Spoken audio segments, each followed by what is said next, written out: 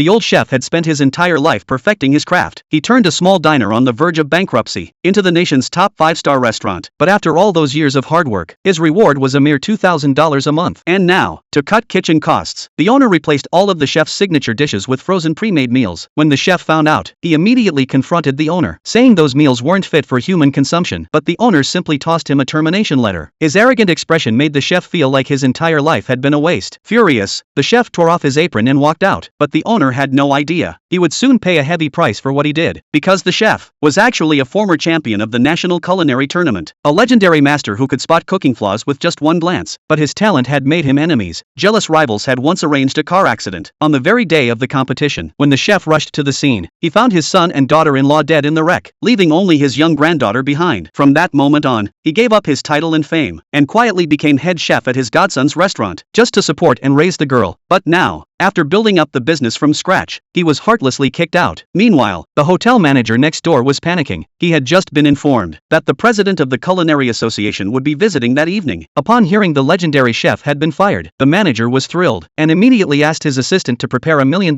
contract to recruit him. Back home, the chef had barely sat down when a group of people arrived at his door. The hotel manager introduced himself and offered him the position of head chef for $1 million a year. He explained that their original head chef had been poached, and with the culinary president arriving tonight, he was desperate. But the chef declined the offer. He knew all too well that stepping on the wrong toes in this industry could be deadly. His son had paid that price. Now all he wanted was a quiet life with his granddaughter. The manager respected his choice, but asked for one favor. He offered $3 million in cash, just for help with tonight's dinner. The chef wanted to refuse, but thinking of his granddaughter's future education, he finally agreed to cook just for this one night. He prepared a few of his signature dishes. Just as the president was about to taste them, the restaurant owner barged in. He shouted that the chef was just a fired temp worker, then smashed the plates on the ground. He called for his apprentice to serve frozen pre-made meals, claiming they were made by a famous chef he had hired. But the moment the president took a bite, his expression changed instantly. He spat the food out and angrily declared it was rotten. The owner panicked and asked his apprentice what had gone wrong. After tasting it, the apprentice said the food must have expired. The embarrassed owner apologized, then tried to save face by inviting the president to his own restaurant for a top-tier meal. The hotel manager exploded, saying the president had nearly been poisoned by his cooking, and now he dared to extend another invitation. The owner snapped back and challenged the manager to a cooking competition between their restaurants.